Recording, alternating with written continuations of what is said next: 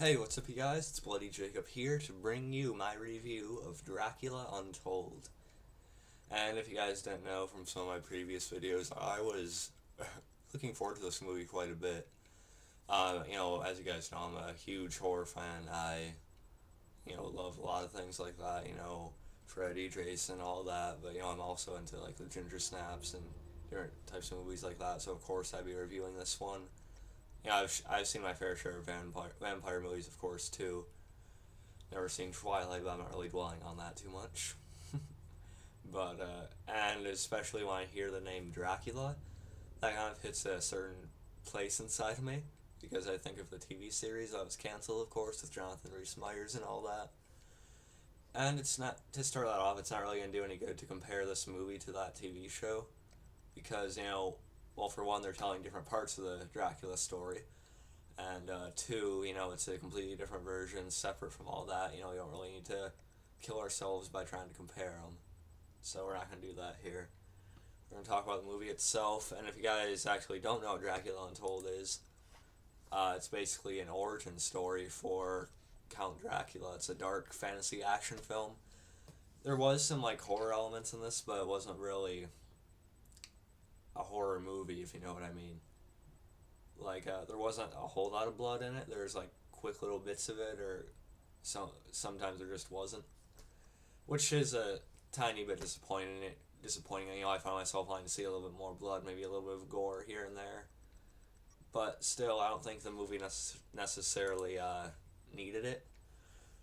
Um, Really, it is driven by the tragic story of Vlad Tepes in this movie, and his life falling apart.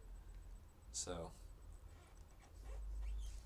let's see. What do I want to start off talking about? So basically, he's Vlad Tepes.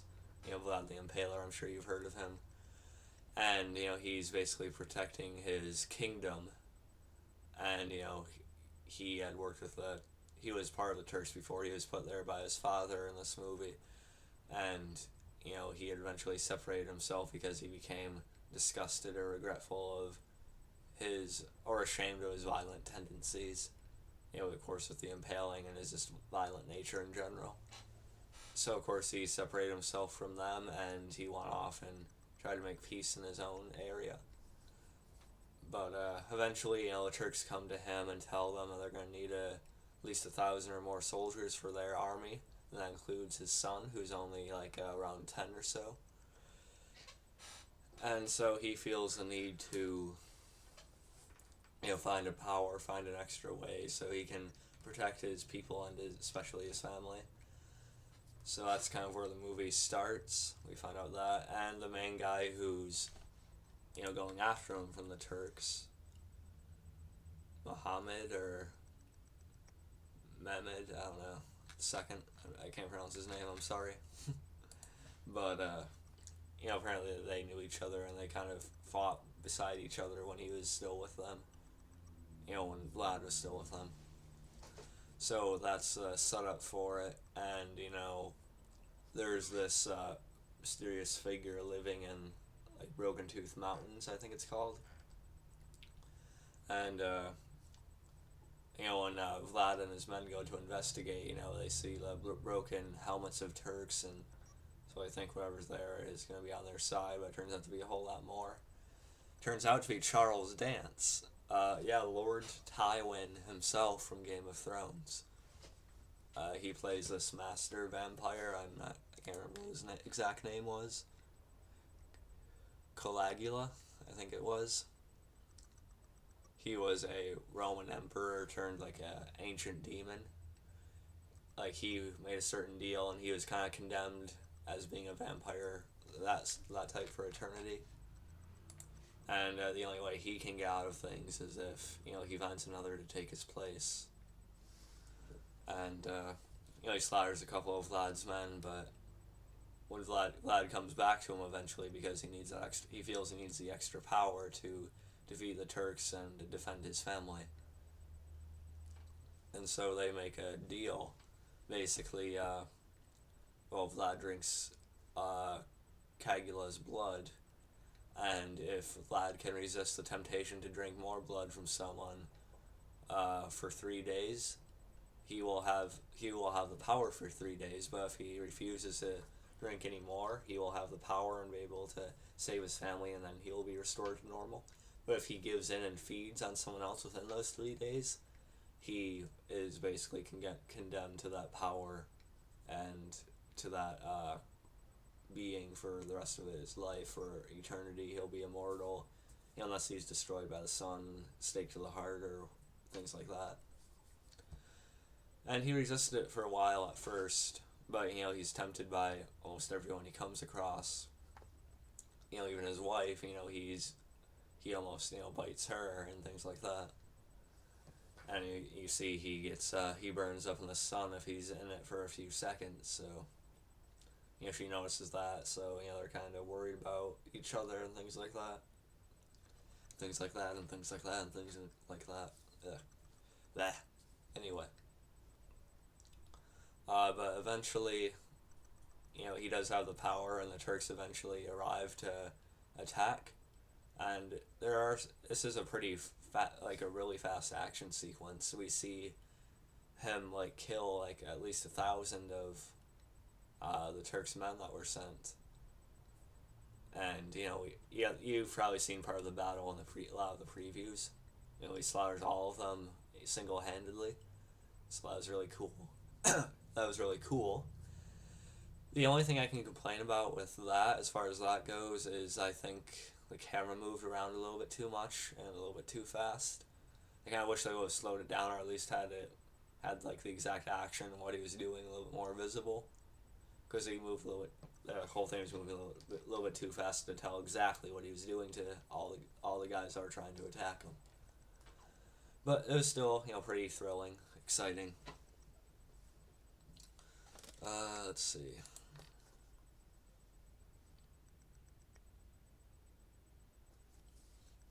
Yeah, I just want to make sure I don't miss any part of the story I really want to talk about. Oh yeah, and we also see Zach McGowan. And if you guys don't know who Zach McGowan is, he plays Charles Vane on another show I like, Black Sails. So it was cool to see him in this. We'll get to more about him a little bit later. He does tempt Vlad with his blood, though, but Vlad refuses. But while Vlad is wiping out those men, a few of the other ones had gotten up to where they were staying in the mountain, and they, go after his wife, and, she ends up falling from the ledge, and he gets up, uses some more of bats and gets up there really quickly, but, she, of course, falls after he kills the men that were up there, and he, flies after her, trying to reach out to her to save her before she hits the ground. But, of course, she does hit the ground and die. But, I don't know if he caught her or if she just died and, she hit the ground and died anyway, because she starts talking to him and she tells him to feed from her, drink from her, to give him the strength he's gonna need to defeat them and defend their son for the rest of his life and stuff like that. So she basically offers herself to him. And, he's really, really reluctant. He doesn't want to drink from her, but he does it, at her willing compliance. And, it's a really emotional, sad scene. I kind of knew this was going to happen because, even in the TV series, we knew Vlad Tepes' wife dies at some point, when he, just after he turns into Dracula. And, when all that goes down with the people that were attacking him.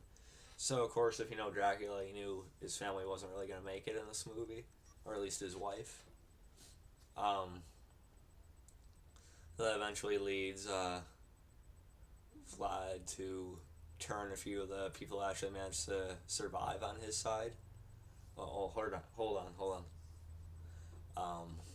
There was another great scene in this movie where he is actually discovered to be a vampire by people he is, living and working with. And, this guy, I forget his name, but he has a cross and realizes what Vlad is. And he kind of exposes him by putting him in the sun and things like that. Everyone sees him burning up with the silver and stuff, and they even light this little, not a house, but like little building that they had made. They light that on fire and it all falls on top of him. And it's really dramatic, and his wife thinks he died and things like that. I'm going out of order here, but I still want to talk about this scene. And then eventually, of course, he survives that and comes out of the wreckage and the ruins. And he basically tells them off. Is that where their loyalty is? Is that how much loyalty they had to him to turn on him at the first sign of something troubling? And that's where he gives like the intense line of, "You think you are alive because you can fight? You are alive because of what I did to save you." I'm sure you heard that in one of the previews. Really good. That was a really good scene.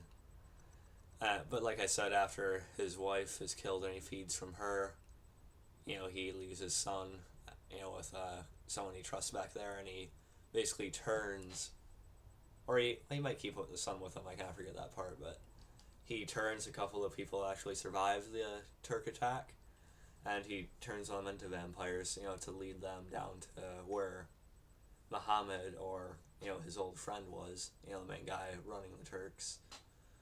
And he leads the vampires over there, and they easily dispatch all of the men.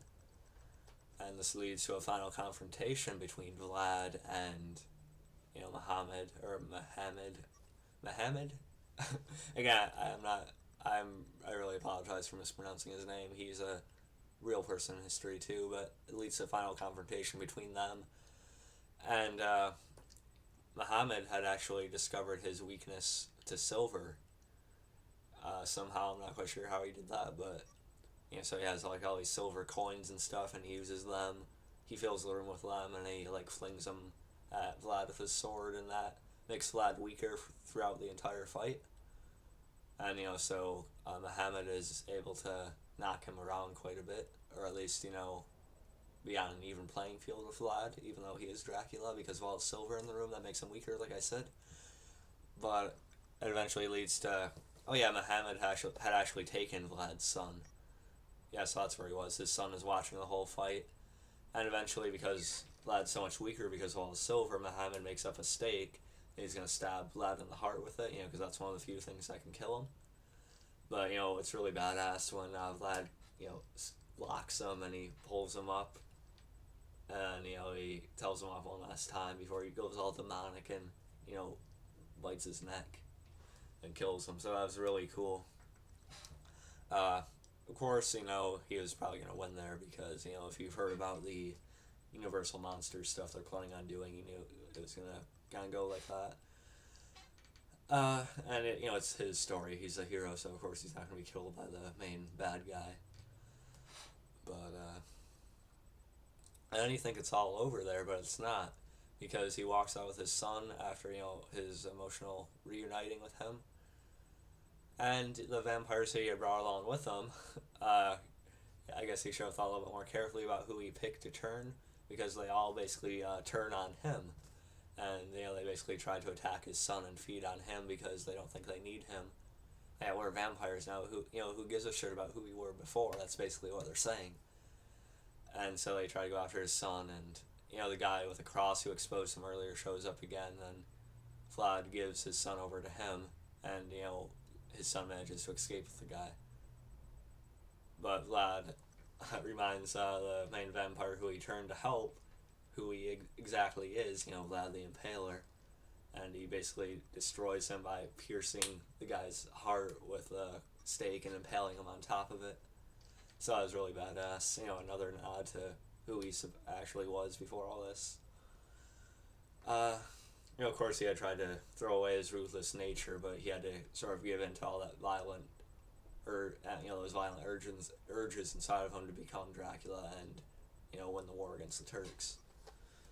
And then, of course, he actually moves the clouds out from over him, because he had actually done that. He actually put the clouds over him before, as the Turk guy had pointed out, Muhammad. And he removes all the clouds over him, and, that brings the sun down on all the vampires, including himself. And, all the vampires are destroyed, they burn up. And he kind of burns up too, you think he's dead. But it turns out that Zach McGowan, the gypsy, can't pronounce his name in the movie for the life of me, but he comes back and, he finds Vlad's body, it's all kind of dried out and burned up and things like that. And he finally gives Vlad his blood and it revives him, see his eyes open and things like that. You know, and then it shows like a scene, it shows his son becoming king.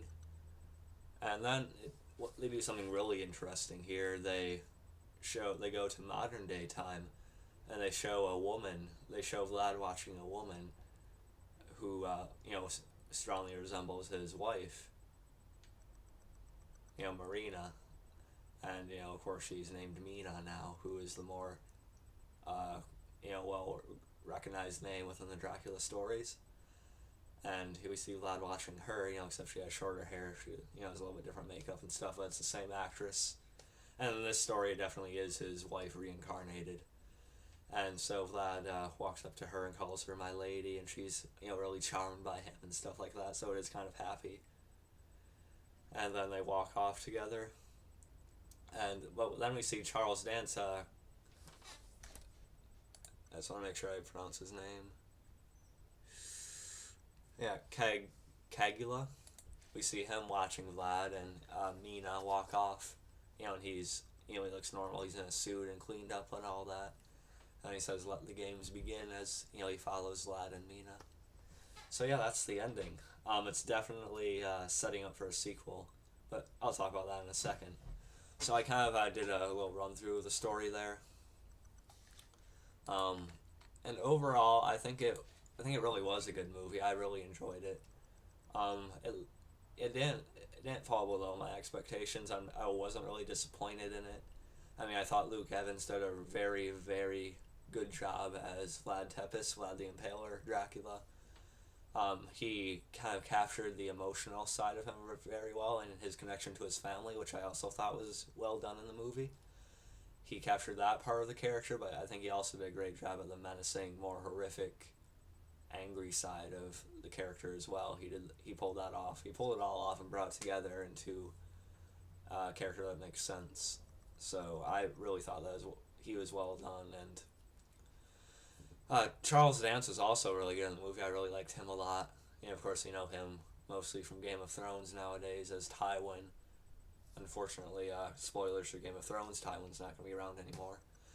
But thought he was great in the movie too, and it looks like if they do a sequel to the movie, he'll probably be in the next one. So it's going to be interesting to see what they do with him. And it's definitely one of the more original Dracula stories, really. I mean, of course, we've seen scenes and other little parts of certain movies or smaller movies, show a little bit about, the older times with Dracula and stuff like that, but we've never seen, like, an entire movie dedicated to it all. And, or at least this is done a little bit differently than the rest of them, because I haven't seen every little Dracula movie that has been made. I just seen the bigger ones and the TV series and all that. But, yeah, again, it wasn't really as much a horror movie as it was like a dark fantasy action is what they're calling it. There were some like horror elements to it though, for sure. I mean, the makeup and the CGI for the vampires and the bats and Dracula himself were all really good. And they did look really creepy, and, they looked demonic enough too, so that was all pretty cool. Like I said, the effects, the CGI and all that were pretty solid for the most part. Definitely looked real enough. I won't say I won't say they have the greatest effects ever, but it was definitely, good for the most part. And, I sort of like the visuals of the outdoors and the whole kingdom and stuff like that. I thought that was all really nice to look at. And the woman who played Mina, his wife, Sarah Godin, or Gaydon. Again, I'm mispronouncing names left and right here, but I thought she did a really, really solid job. I thought she did pretty well. I felt the connection between Vlad and her throughout the movie, and I felt his connection to his family. I actually believe that he cared about his family as much as he says. I believe that, so he did that pretty well. And again, the ending was pretty interesting too, with Cagula still being around, called Calgia. I don't know. Again, I might be mispronouncing his name. I'm gonna call him Cagula, but yeah, the ending was really original with that. So overall, uh, good movie. Again, I mentioned earlier in the video, the only thing I thought was a little bit off was that the camera camera moved around a little bit too fast, and that action was a little bit too fast in certain parts, so we can't really see everything that was happening, especially when he was wiping out the Turk army. But still, it was pretty exciting action, good makeup, good horror elements that were actually in there. Luke Evans did a good job, so did Charles Dance and the woman who played Mina, the actress who played Mina. So yeah, I really hope this has a sequel. And, I'm sure some of you guys have heard about Universal's plans to reboot their monster franchise, with The Mummy and any other movies they do later on. They sort of plan on bringing them together. And I read that they even reshot parts of this movie so they could, for sure continue into that if they are successful enough. So I'm sort of wondering, if they hadn't planned on having it continue, if they would have had it end when Vlad had burned up and, took his sent his son with the other guy. I wonder if it would have ended there. Might have, but I'm glad they're definitely continuing with it. I just really hope it does well enough in the box office and the critics don't ruin this movie, because I really want to see a sequel. When the credits rolled, I wanted to keep watching. Not that it was unsatisfying, I was just really eager to see what happens in the modern day time. In the modern day time with Cagula being there and all that, so it's going to go a little bit differently than the usual Harker and Van Helsing story. I'm sure if there is another one, it's going to be a little bit different than that, with Cagula in the mix. Plus, Vlad's still a better person than he usually is in Dracula stories, so it's going to be interesting to see what they're going to do if they do have a sequel. I really hope there is one. I thought this was a very, very, very solid movie, and it did not disappoint me at all for the most part. So yeah, I really hope everything works out with the Universal Studios plans for this. I hope there's a sequel. I hope it brings together anything they want it to.